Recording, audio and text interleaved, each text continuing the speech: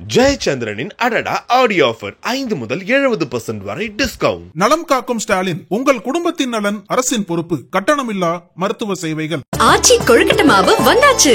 ஆச்சி கொழுக்கட்டை மாவிற்கு கொழுக்கட்டை அச்சை கேட்டு வாங்குங்கள். நக்கீரன் நேயர்களுக்கு வணக்கம். இன்று நம்முடன் கருத்துக்களை பகிர்ந்து கொள்ள இணைந்திருக்கிறார் தமிழ்நாடு முற்போக்கு எழுத்தாளர்கள் மற்றும் கலைஞர்கள் சங்கத்தின் கடலூர் மாவட்ட பொறுப்பாளர் பால்கி அவர்கள். வணக்கம் சார். வணக்கம். நக்கீரன் ஆசிரியர் குழு மற்றும் வாசகர்களுக்கு பால்கியின் அன்பு வணக்கங்கள். தமிழகத்தில் தற்போது ஆணவ கொலைகள் அதிகமாக நடக்குது அப்படின்னு சென்னை ஹைகோர்ட் கருத்து தெரிவிச்சிருக்கு. ஆணவ கொலைகளை தடுத்து நிறுத்தணும், அதுக்காக புதிய சட்டம் இயற்றணும் அப்படின்னு சொல்லி பல்வேறு கட்சி தலைவர்கள் அறிக்கையெல்லாம் வெளியிட்டாங்க, வலியுறுத்தி வராங்க. இந்த நிலையில் தமிழ்நாடு முதலமைச்சர் அவர்களை கூட்டணி கட்சி தலைவர்கள் திருமாவளவன், பே. சண்முகம், முத்தரசன் ஆகியோர் சந்தித்து பேசினாங்க. இந்த சந்திப்பில் ஆணவ கொலைகளை தடுக்க புதிய சட்டம் வரணும் அப்படின்னு வலியுறுத்தியதா செய்திகள் வெளியாகிறது. இது எப்படி பார்க்குறீங்க? இன்னொன்று, சொசைட்டி பாவங்கள் அப்படின்னு பரிதாபங்கள் சேனலில் கோபி சுதாகர் நிகழ்ச்சி பண்ணியிருக்காங்க. இதில் சாதிய தலைவர்களால் இந்த சாதி இளைஞர்கள் எப்படி வழிநடத்தப்படுறாங்க, பின்னால் அந்த இளைஞர்கள் பாதை மாறி போகிறாங்க, அப்புறம் வழக்கு இதிலெல்லாம் மாட்டிக்கிறாங்க, இதில் அவங்க தப்பிச்சுக்கிறாங்க, இவங்க மாட்டிக்கிறாங்க. இதெல்லாம் ஒரு நகைச்சுவையாக அதில் கொண்டாடுறாங்க அந்த நிகழ்ச்சியில். இப்போ இந்த நிகழ்ச்சி போட்டதுக்கப்புறம் அவங்களுக்கு எதிர்ப்பு வருது அப்படின்லாம் சமூக வலைதளங்களில் பேசப்படுது. அதை எப்படி பார்க்குறீங்க? அவங்களுக்கு உரிய பாதுகாப்பு வேணும், கருத்துரிமை வேணும், அவங்க ஒரு வீடியோ வெளியிட்டிருக்கிறாங்க, அது சுதந்திரம் அப்படின்லாம் சொல்கிறாங்க. இதெல்லாம் எப்படி பார்க்குறீங்க? ஆணவ கொலைகள் புள்ளி விவரம் ஏற்கனவே வாசகர்களுக்கு நாம சொல்லியிருக்கோம். 1990 2010 வரைக்கும் இருக்கக்கூடிய நிலைமையை ஆய்வு செய்தோம்னு சொன்னா ஒரு பெரிய அளவுக்கு அந்த ஆணவ கொலை சாதிய மேம்பாட்ட சிந்தனை, அதாவது தன் சாதி உயர்வு என்கின்ற சிந்தனை பல இடங்கள்ல அங்கொன்றும் இங்கொன்றுமா தெரிஞ்சது. 2022 24 பின்னால பாத்தீங்கன்னு சொன்னா கொஞ்சம் தீவிரத்தன்மை அதிகமாயிருக்கு. வழக்கு பதிவு செய்யப்பட்டதே பாத்தீங்கன்னா 6-7க்கு பதிலாக 158 என்று புள்ளி விவரங்கள் தெரிவிக்கின்றன. எவிடன்ஸ் கதிர், ஹென்ரி டிபேன் இவங்கெல்லாம் பாத்தீங்கன்னா ஒரு பெரிய புள்ளி விவரம் கொடுக்குறாங்க. அவங்களுடைய விவரங்களை போய் பார்த்தோம்னு சொன்னா கணக்கில் வராத கிராமத்தில் சாதிய அடிபட்ட சிந்தனை, இந்த சாதியை ஒடுக்குதல் என்பது மிகப்பெரிய அளவுக்கு நடந்து கொண்டிருக்கக்கூடிய சூழல்ல இதற்கு ஒரு தனி சட்டம் வேண்டும் என்று நிறைய அரசியல் கட்சிகள், குறிப்பாக திருமாவளவன், இடதுசாரி கட்சிகளில் மார்க்சிஸ்ட் கம்யூனிஸ்ட் கட்சி, இந்திய கம்யூனிஸ்ட் கட்சி போன்றவை சொன்னாலும் கூட தென்பகுதியினுடைய சாதிய குரல்கள் ஒரு மிகப்பெரிய பதட்டத்தை உருவாக்குகின்றன. குறிப்பா கவின் மரணத்திற்கு பின்பு, கவின் படுகொலைக்கு பின்பு, முதல்ல கவின் படுகொலைக்கு நடந்ததுக்கு முன்னால பின்னால இந்த சப்ஜெக்ட்ல இருக்கிறத அனலைஸ் பண்ணி பார்த்தோம்னு சொன்னா இது ஒரு வன்மத்தோடு நடந்தேறிய கிரிமினல் கொலை. சாதி அதுல கூட சேர்ந்திருக்கு. நீங்க வாங்க பேச்சுவார்த்தைக்கு போகலாம் என்று உறவினர்களாக பழகிய மாதிரி கொண்டு போய் அவரை தீர்த்து கட்டுதல். ஒரு சின்ன வயசு ஆளு, இன்னும் சொல்ல போனா அவருடைய முகநூல் பக்கத்தில் அவர் ஆயுதங்களோடு இருக்கிறார் என்பதை விட அவர் குழந்தை பருவத்திலோ பள்ளி பருவத்திலோ பாத்தீங்கன்னா நல்ல விளையாட்டு வீரராக இருந்திருக்கிறார். ஒரு விளையாட்டு வீரராக இருந்தவர் ஒரு சாதிய நிலைக்கு மேலோங்கி வராருன்னு சொன்னா அது இந்த சமூகத்திற்கு ஒரு பெரிய பாதிப்பை உருவாக்கும். இதை தடுக்க வேண்டும் என்று சொன்னால் நீங்க இந்த ஆணவ படுகொலைகள் சங்கர் கௌசல்யா சப்ஜெக்ட்ல இருந்து வலியுறுத்திப்பட்டு வந்தாலும் இப்ப கொஞ்சம் தீவிரமா செய்ய வேண்டிய தேவை இருக்கு என்பதை உணர்த்தி இருக்கிறார்கள். நீங்க நம்ம பரிதாபங்கள் நடத்தக்கூடிய கோபி சுதாகர் இவங்க நகைச்சுவையின் மூலமா சென்சிட்டிவ் விஷயத்தை அற்புதமாய் பேசி கல்லூரிகளில் பொது வெளிகளில் நல்ல பெயரை எடுத்தவர்கள். குறிப்பா ரிசர்வ்டு ரயில்வேல டிராவல் பண்றவங்க ட்ரெயின்ல எச்சு துப்பி அந்த ட்ரெயினை நாசப்படுத்துறது மிகப்பெரிய வரவேற்பை பெற்றது. மாமியார் மருமகள் குடும்பத்துக்குள்ள உள்ள பிரச்சனைகள் கூட நகைச்சுவையின் மூலம் ஒரு மாற்றத்தை உருவாக்க முடியும் என்று நிரூபித்து லட்சக்கணக்கான வாசகர்களை தன்னுடைய ஆதரவு சக்திகளாக மாற்றி இருக்கக்கூடிய அவர்கள் அவங்க போட்ட காணொலியில ஒண்ணுமே இல்லை, சாதாரணமான விஷயம். 3 பேர் நண்பர்கள், என்னுடைய அக்காவை காதலிச்ச ஒருத்தனை நான் வெட்டிட்டு வந்துட்டேன் அப்படின்னு ஒரு பதிவு. அதற்கு முன்பு வெளிய ஆள அப்படி உன்னுடைய அக்கா காதலிச்சா அதை நீ வேடிக்கை பார்க்காதே என்று பேசுகின்ற ஒரு பதிவு. கொலை செய்துட்டு வந்த பிறகு நீ போ உள்ள, நான் உன்னை பார்த்துக்கிறேன் என்று ஏமாற்றுகின்ற போக்கு. இதான் 3 பதிவு. முதல் 2 பதிவை பத்தி அவங்க கோவிச்சாங்களோ இல்லையோ, 3வது பதிவுல சாதிய சக்திகள் உன்னை இறக்கி விட்டுட்டு வேடிக்கை பார்ப்பாங்கன்னு சொன்னது சாதிய சக்திகளுக்கு ஒரு மிகப்பெரிய பாதிப்பை ஏற்படுத்தி இருக்கின்றன. தென்பகுதியில் இருக்கக்கூடிய இந்த ஆட்கள் செய்யக்கூடிய அந்த பணிகள் என்பது யாரை வேணாலும் நான் வெற்றிடுவேன் என்று சொல்லக்கூடிய அளவுக்கு காவல்துறை வேடிக்கை பார்ப்பது குற்றம். இருக்கக்கூடிய சட்டமே நானோ ராஜவேலுவோ அரசாங்கத்தை திட்டக்கூடாது, அரசாங்கத்தின் கொள்கையை விமர்சிக்க கூடாது என்று சட்டம் வச்சிருக்கிறோம். ஆனா சாதிய அடிமை சிந்தனையை அவலமாக கேவலமாக பேசுதல் அரசியலமைப்பு சட்டத்திலே இருக்குது, நடவடிக்கை எடுக்கலான்னு. ஆனா காவல்துறை தொடுவதற்கு தயாராக இல்லை. ஏன்? அப்ப ஒரு சாதி ஆதிக்க சிந்தனையை மட்டுப்படுத்துதல் அல்லது தடுத்து நிறுத்துதல் என்பதுல வேகமா செயல்படலைன்னா ஒரு மிகப்பெரிய பாதிப்பு வரும். ஆகவே காவல்துறை அவர்களுக்கு பாதுகாப்பு கொடுக்க வேண்டும் என்று நாளிதழ்களில் வந்திருப்பது முகநூல்ல மிக கடுமையான விமர்சனத்திற்கு அந்த பதிவுகள் வர ஆரம்பிச்சிருக்கின்றன. அது ஒரு நல்ல முன்னேற்றத்தை உறுதிப்படுத்தி இருக்கிறது. கருத்து சுதந்திரம் வன்முறையின் மூலம் தடுக்கப்படும் என்று சொன்னால் ஜனநாயகத்துக்கு அது இழுக்கு. ஆகவே கருத்தியல் போராளிகளுக்கு பாதுகாப்பு கொடுங்கள் என்பதுதான் நம்முடைய கோரிக்கை. அந்த வகையில இப்படி கொலை மிரட்டல் விடுத்த ஆட்கள் மீது உடனடியாக நடவடிக்கை எடுக்க வேண்டும் என்று தமிழக அரசுக்கு கோரிக்கை வைத்திருக்கிறார். இதே போலதான் இந்த லட்டு பிரச்சனை இப்ப வீடியோ போட்டிருந்தாங்க, அதுக்கப்புறம் அதுக்கு எதிர்ப்பு வந்தது, அதுக்கு வருத்தம்லாம் தெரிவிச்சாங்க. அதே போல வருத்தம் தெரிவிப்பாங்களா இல்ல வீடியோ எடுத்துருவாங்களா அப்படிங்கிற ஒரு சந்தேகமும் சில பேர் எழுப்பியிருக்காங்க. லட்டு பிரச்சனை உணர்ச்சி உணர்வை தட்டி எழுப்புதல். இந்த சாதி பிரச்சனை என்பது கொலை வெறி. இது ஒரு படுகொலை நடந்ததை பற்றி விமர்சனம். அது நீங்க சாப்பிடுற உணவு சைவமா அசைவமா என்பதுல வந்த தலையீடு. அதை மனசு புண்படி நாங்க பேசியிருந்தா நீங்க மன்னிச்சிருங்க என்று அவங்க பின்வாங்கினாங்க. அது கிட்டத்தட்ட ஒரு சீரியஸா எடுத்துக்கல யாருமே. ஏன்னா பல முகநூல் பதிவுகள்ல என்ன கொண்டு வந்தாங்கன்னு சொன்னா, அசைவ உணவாக அந்த சப்ஜெக்ட் பேசப்பட்டு ஒரு 15 நாளைக்கு அப்புறம் பாத்தீங்கன்னு சொன்னா பலவிதமான நெய் ஊழல் வந்துருச்சு பெரிய வெளியில. யார் யார்கிட்ட நீங்க நெய் வாங்கினீங்களோ அந்த நெய் வாங்கின கம்பெனியே ஊழல் கம்பெனி, ஐடி ஃப்ராடு, கணக்கு வழக்குகள்ல மோசம் என்று வந்த உடனே அது அமுங்கி போச்சு. அதனால ஒரு பெரிய அளவுக்கு அது டேக் ஆஃப் ஆகல. ஆனா இந்த பிரச்சனைக்கு 2வது நாள் எதிர்ப்பு குரல் வந்த உடனே நாளிதழ்கள் தொலைக்காட்சிகள் அவங்களுக்கு நீங்க இந்த மாதிரி மிரட்டல் விடக்கூடிய சக்திகளை உடனடியாக கைது செய்யுங்க என்று சொல்லியிருப்பது ஒரு ஆரோக்கியமான சூழல் தமிழ்நாட்டில் இருக்கு என்பதுதான் காட்டுது. பேட்டி கொடுக்கக்கூடிய இந்த கிருஷ்ணசாமி, அரிநாடார் போன்றவர்களை இன்னும் கட்டுப்படுத்துவதற்கு அல்லது அந்த மாதிரி பேசாமல் இருப்பதற்கு காவல்துறை ஒரு பதற்றம் இல்லாத ஒரு சூழலை உருவாக்க வேண்டியது காவல்துறையுடைய பொறுப்பு. அதை செய்ய வேண்டும் என்று நாம் எதிர்பார்க்கிறோம். பாரத் ஜோடோ யாத்திரை நடத்தினார் ராகுல் காந்தி. அப்ப பாரத் ஜோடோ யாத்திரையின் போது எல்லையில சீனா ஆக்கிரமிச்சிருக்கு, 2000 சதுர மீட்டர் அளவுக்குலாம் ஆக்கிரமிச்சிருக்குன்னு அப்படின்னு பேசினார் அப்படின்னு சொல்லி வழக்கெல்லாம் போட்டிருந்தாங்க. அந்த வழக்கை விசாரிச்ச உச்சநீதிமன்றம் ஒரு இந்தியர் இப்படி பேச மாட்டார் அப்படின்னு கண்டனம் தெரிவிச்சிருக்கு. இது குறித்து செய்தியாளர்கள் கேள்வி எழுப்பியிருக்காங்க. அதற்கு பதிலளிச்ச பிரியங்கா காந்தி, உண்மையான இந்தியர் யார் என்பதை நீதிபதிகள் தீர்மானிக்க முடியாது, இது நீதிபதிகளின் எல்லைக்கு அப்பாற்பட்டது அப்படின்னு சொல்லியிருக்காங்க. மக்களவை எதிர்க்கட்சி தலைவராக இருக்கக்கூடிய ராகுல் காந்தி அரசை எதிர்த்து கேள்வி கேட்பதும் சவால் விடுவதும் அவருடைய கடமை. அவர் எப்பவுமே எல்லையில் இருக்கிற ராணுவ வீரர்களை மதிக்கிறாரு, மதிக்கக்கூடியவர், மதித்து பல முறை பேசியிருக்கிறார் அப்படின்லாம் சொல்றாங்க. இந்த விவகாரத்தை எப்படி பாக்குறீங்க? சைனா, இந்தியா, இமாச்சல பிரதேசத்தினுடைய பார்டர்ல இந்திய சீனாவுக்கு ஏற்பட்டிருக்கக்கூடிய எல்லை பிரச்சனை சம்பந்தமாக வெளியுறவுத்துறை அமைச்சரோடு நாம ஏற்கனவே பதிவுகளில் கூறியபடி உண்மையிலேயே ஆக்கிரமிப்பு என்ற சப்ஜெக்ட ராகுல் காந்தி சொல்லுவதற்கு முன்பு நாடாளுமன்ற பதிவேடுகளில் வெளியுறவுத்துறை அமைச்சர் பேசிய பேச்ச நீதிபதி படிச்சிருந்தாருன்னு சொன்னா இப்படி ஒரு கேள்வியை நீதிபதி கேட்டிருக்க மாட்டார். அந்த நீதிபதிக்கும் நம்முடைய வாசகர்களுக்கும் தெரிவிப்பதற்காக நான் சொல்றேன், ராகுல் காந்தி பேசுவதற்கு முன்பு நாடாளுமன்றத்தில் எல்லை பிரச்சனையில சீனாவோடு நமக்கு என்ன தாவா இருக்கிறது என்று கேள்வி வருகிறது.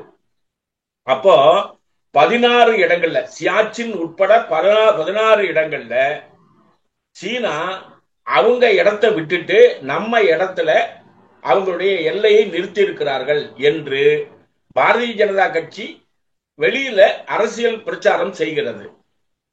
நாடாளுமன்றத்தில் ஜெய்சங்கர் என்கின்ற வெளியுறவுத்துறை அமைச்சர் சொல்லுவது, அவர்களுக்கும் நமக்கும் இருந்த 4 இடங்களில் உள்ள டிஸ்பியூட் பேச்சுவார்த்தை மூலம் சரி செய்யப்பட்டு விட்டது.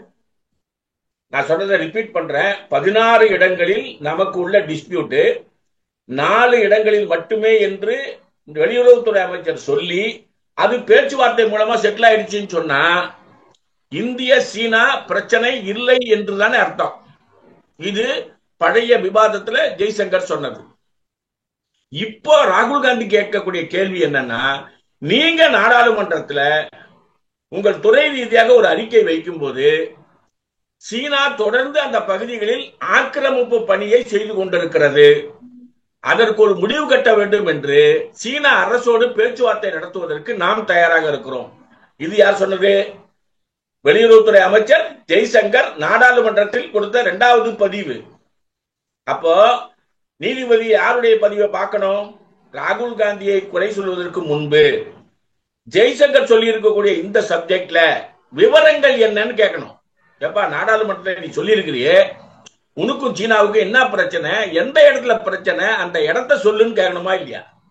அதை கேட்காமல் ஆக்கிரமிப்பு பிரச்சனையில செட்டில் ஆகி போச்சுன்னு முதல்ல சொன்ன அமைச்சர் இப்போ அந்த இந்திய சீன பிரச்சனைய, எல்லை பிரச்சனையை தொடர்ந்து பிஜேபிக்கும் இந்தியாவுக்கும் இருக்கக்கூடிய உறவை இந்திய அரசு சீனா என்று பேசுவதற்கு பதிலாக பிஜேபி வர்சஸ் சீனா, அதாவது இந்துத்துவா கம்யூனிசம் என்று பேசி திசை திருப்புகிறார்கள். இப்ப நம்ம கேட்க வேண்டிய கேள்வி என்ன? உண்மையிலேயே 2 நாடுகளுக்கும் இடையில இருக்கக்கூடிய பிரச்சனையை நேரு காலத்திலிருந்து நாம் எப்படி செய்து வருகிறோம் என்று சொன்னால், ராஜ்ய உறவுகளுக்கான கூட்டங்களை ஆன்லைன் மற்றும் நேரடி பேச்சுவார்த்தை மூலம் சரி செய்ய வேண்டும் என்ற நிலை இந்த அரசு கடைபிடிக்கிறதா இல்லையா? இந்த அரசு கடைபிடிக்கவில்லை. இதை ஒரு தேர்தல் கோஷமாக, பரபரப்பு செய்திகளாக ஜெய்சங்கர் வெளியிடுகிறார் என்பது நம்முடைய குற்றச்சாட்டு. வெளியுறவுத்துறை அமைச்சகம் இந்திய சீன எல்லை பிரச்சனையில் எது இருக்கிறது என்பதை நீதிமன்றத்துக்கு தெரிவிக்க வேண்டும். நீதிமன்றம் அவர்களை கேள்வி கேட்க வேண்டும். ராகுல் காந்தி ஒரு பொறுப்பான இந்தியனாக இப்படி பேசியிருக்க கூடாது என்று சொல்லுவதற்கு அவர்கிட்ட விவரங்கள் இருக்கா? இல்ல. அப்பதான் பிரியங்கா காந்தி சொல்றாங்க, நான் ஒரு பொறுப்புள்ள குடிமகனாக எப்படி செயல்பட வேண்டும் என்று நீதிமன்றம் தலையிட முடியாது. இப்ப நீதிமன்றத்தினுடைய மோசமான விஷயத்துக்கு நான் ஒரு விஷயம் சொல்றேன் பாருங்க. பாரதிய ஜனதா கட்சியினுடைய டெல்லி செய்தி தொடர்பாளர் ஒரு நீதிபதியாக மாறக்கூடிய அவலம் இந்தியாவில் நடந்திருக்குது. அப்ப பிஜேபியும் நீதித்துறையும் கிட்டத்தட்ட சங்கமிக்கக்கூடிய சூழலால் நடந்து கொண்டிருக்கும் போது நீங்க ஒரு நடுநாயகமாக இருக்கக்கூடிய நீதிமன்றமாக அறிக்கை விடுவது ஆபத்தானது, சரியானதல்ல என்று பிரியங்கா காந்தி சுட்டிக்காட்டியிருக்கிறார். அது சரியான கருத்தும் கூட. இந்தியாவிலிருந்து இறக்குமதி செய்யப்படும் பொருட்களுக்கு 25% வரி விதிக்கப்படும் அமெரிக்க அதிபர் ட்ரம்ப் சொல்லியிருக்கிறாரு. அது 7ஆம் தேதி, ஆகஸ்ட் 7ஆம் தேதி நடக்கும் அப்படின்னு சொல்லியிருக்கிறார். அதாவது இந்தியா எப்படி செயல்பட வேண்டும் என்று தொடர்ந்து அமெரிக்காவால் ஆட்சி செய்யக்கூடிய ட்ரம்ப் இந்திய ஸ்திரத்தன்மைக்கு எதிராக அறிக்கை விடுகிறார். இந்தியா நட்பு நாடா? அமெரிக்காவுக்கு நட்பு நாடு. இந்திய பிரதமருக்கும் அமெரிக்க அதிபருக்கும் உறவும் பகையும் எப்படி இருக்கிறது? பகையே இல்லை, உறவுதான் நன்றாக இருக்கிறது. பாகிஸ்தானுக்கும் ட்ரம்புக்கும் உறவு எப்படி இருக்கிறது? ட்ரம்பை விட மோடியை விட மேலானதாக இருக்கிறதா, குறைவாக இருக்கிறதா? மோடியை விட மேலானதாக இருக்கிறது என்று பிஜேபி தெரிவிக்கிறது.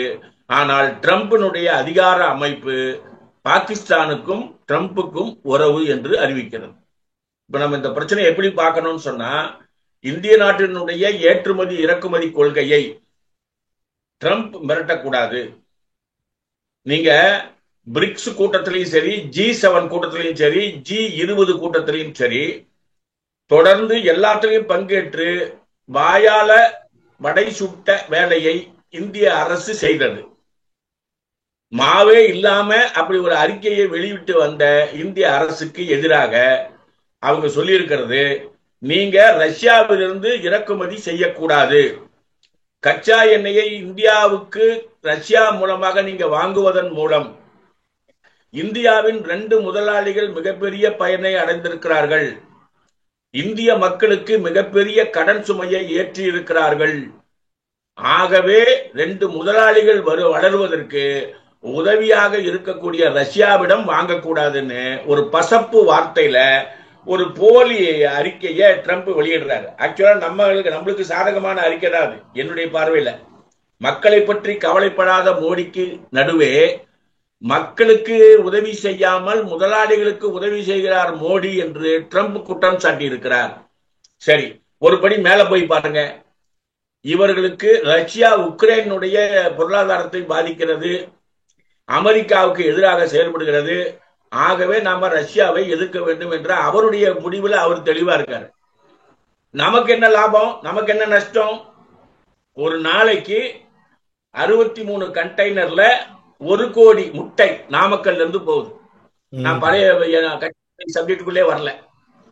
அந்த நாமக்கல் முட்டை என்பதை இந்த பாலிசியில அடிபட்டு அந்த ஊர்ல இருக்கக்கூடிய வியாபாரிகள் பாதிப்பை அடைந்திருக்கிறார்கள்.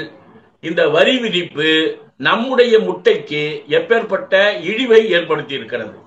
இதை எதிர்பார்த்து சரி செய்ய வேண்டிய பொறுப்பு வியாபார வெளியுறவுத்துறை அமைச்சகத்திற்கு இருக்கிறதா இல்லையா?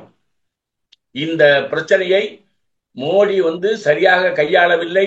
இந்திய பொருளாதாரம் படுகொழியில் போய்கொண்டிருக்கிறது. பிரிட்டனோட போய் ஒரு அக்ரிமெண்ட் போட்டு வராங்க. பிரிட்டன்லயும் பிரான்ஸ்லயும் இருக்கக்கூடிய ஹெல்த் பாலிசி இந்தியாவில் இல்ல. நீங்க போய் போட்ட அக்ரிமெண்ட்ல தேவையற்ற பொருட்கள் இந்தியாவுக்குள் வருவதனால இந்தியாவில் இருக்கக்கூடிய ஆர்டினரி ஆட்கள் தேவையற்ற பொருட்களை வாங்க வேண்டிய சூழலுக்கு வருவதனால இந்திய பொருளாதாரம் கீழே போகுது, பிரான்ஸ் பொருளாதாரம் நன்றாக இருக்கிறது.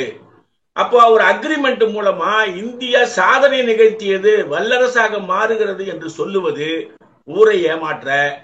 பிரான்ஸ் மக்களுக்கு அது லாபம், பிரான்ஸ் முதலாளிகளுக்கு அது லாபம், இந்திய முதலாளிகளுக்கு அது நஷ்டம், இந்திய மக்களுக்கும் அது நஷ்டம். 2015 46%, 50%க்கு கீழே இருக்கக்கூடிய மக்களினுடைய மொத்த சொத்துக்கள்ல 46%, 10% டாப்ல இருக்கிற ஆள் வச்சிருந்தான்.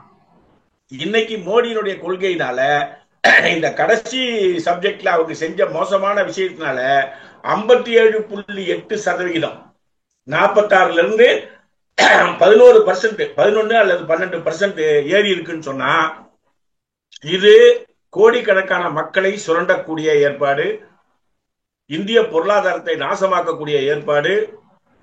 ரஷ்யாவோடு நீங்க தொடர்பு வச்சுக்க கூடாது என்பதை அமெரிக்கா சொல்லும் போது மோடி ஏற்றுக்கொண்டது உலக அளவில் இந்தியாவினுடைய தனித்தன்மையை இழந்திருக்கிற செயல். ஒரு அவமானகரமான செய்கைக்கு மோடி நம்மளை அழைத்து சென்றிருக்கிறார். பெருமைமிகு நாடு இந்தியா என்பதை தலைகுனிய செய்திருக்கிறார் என்றுதான் நம்முடைய குற்றச்சாட்டு. அமெரிக்க குடியேற்ற கொள்கை விஷயத்துல இந்தியா பல முறை ஏமாற்றம் செய்திருக்கிறது அப்படின்னு அமெரிக்க அதிபர் மாளிகை சொல்லுது. அதோட மட்டுமில்ல, இந்தியாவில இருந்து இங்க பணிக்காக பல பேர் வராங்க. இதனால அமெரிக்காவில் பணி வாய்ப்பு குறையுது அமெரிக்கர்களுக்கு அப்படின்னு சொல்றாங்க. இதுக்கெல்லாம் ஒரு முடிவு கட்டணும்னு ட்ரம்ப் நினைக்கிறார் அப்படிங்கிறாங்க. அதாவது அது 2 விதமா அந்த விஷயத்தை நம்ம பார்க்கணும். அதாவது அமெரிக்க குடியேற்ற கொள்கை, இந்தியாவினுடைய திறமசாலிகளை அமெரிக்கா பயன்படுத்தியது ட்ரம்புக்கு முன், ட்ரம்புக்கு பின். பைடன் ஆட்சியில நம்மளுக்கு கொடுக்கப்பட்ட மரியாதையும் ட்ரம்ப் வந்ததுக்கு அப்புறம் நமக்கு ஏற்பட்டிருக்கக்கூடிய இழப்பும் என்னன்னு பார்க்கணும். உதாரணத்துக்கு இவர் 2வது முறை வராரு ட்ரம்ப். முன்னால பைடன் இருந்தாரு, அதற்கு முன்பு ஒரு முறை ட்ரம்ப் இருந்தாரு. ட்ரம்ப் 1, பைடன், அப்புறம் தான் ட்ரம்ப், அப்படி வந்திருக்காங்க. ட்ரம்ப் 2வது வரும்போது அவர் கடைபிடிக்கக்கூடிய கொள்கை பைடன் கொள்கையிலிருந்து எப்படி மாறுபட்டது அப்படின்னு பார்த்தா, இந்தியாவிலிருந்து வரக்கூடிய ஆட்களை ஒரு குறைந்த அளவு சம்பளத்தில் பயன்படுத்துதல் என்பது பைடன் அனுமதித்த கொள்கை. அது அமெரிக்கா பெரிய நாடு, அமெரிக்கர்கள் மேலானவர்கள் என்ற ட்ரம்ப் கொள்கைக்கு எதிரானது. கிரேட் அமெரிக்கா என்பது அவருடைய டிமாண்ட். எல்லா நாடுகளை விடையும் கிரேட் அமெரிக்கா என்பது ட்ரம்பினுடைய கொள்கை. அந்த வகையில் அவர் என்ன பண்றாருன்னா பைடன் பாலிசி வச்சிருந்ததுல இருந்து மாத்தி நம்ம இந்தியாவிலிருந்து அங்க போய் குடியேற்ற பதிவில் இருக்கக்கூடிய ஆட்களை, குறிப்பா இந்த கிரீன் கார்டு வைத்திருக்கக்கூடிய ஆட்களை கட்டுப்படுத்துதல் அல்லது மட்டுப்படுத்துதல் என்ற முறையில ஏற்கனவே இருக்கக்கூடிய ஆட்களுக்கு நிறைய நிபந்தனைகளை விதித்து அவர்களை அங்கிருந்து அனுப்புதல், புதியதாக குடியேற்ற அனுமதி கேட்பவர்களுக்கு அதை வழங்காமல் இருத்தல். இது இந்தியாவில் படித்து அங்க வேலை செய்ய போகலாம் என்று நினைத்தவர்களுக்கு அடி மட்டுமல்ல, அமெரிக்க வாழ் இந்தியர்களுக்கு மிகப்பெரிய பாதிப்பு. அமெரிக்கா தமிழ்ச்சங்கத்துல நமக்கு தெரிஞ்ச நண்பர் ஒருத்தர் இருக்கிறாரு. அவர் என்ன சொல்றாருன்னு சொன்னா, இதுவரைக்கும் பெருமையாக தமிழ்ச்சங்கத்தில் செயல்பட்ட இந்தியர்கள் எப்போது நமக்கு தாக்குதல் வருமோ என்று அச்சக்கூடிய நிலைமைக்கு தான் இந்த ட்ரம்பினுடைய ஆட்சி இருக்கிறது. இது அப்படியே நம்ம இந்தியாவுக்கு புரிஞ்சு பாருங்க. 3வது முறையாக வந்திருக்கக்கூடிய மோடி கடைபிடிக்கக்கூடிய கொள்கை இந்திய படிப்பாளிகளுக்கு எதிராக. ஐஐடிக்கு அனுமதி வாங்கி மேல போவதற்கு பதிலாக வேத பாடசாலையில் படித்தவன் கூட லேட்டரல் என்ட்ரியில டிப்ளமா முடிச்சவன் இன்ஜினியருக்கு வர்ற மாதிரி, அது ஏற்கனவே அனுமதிக்கப்பட்ட கொள்கை.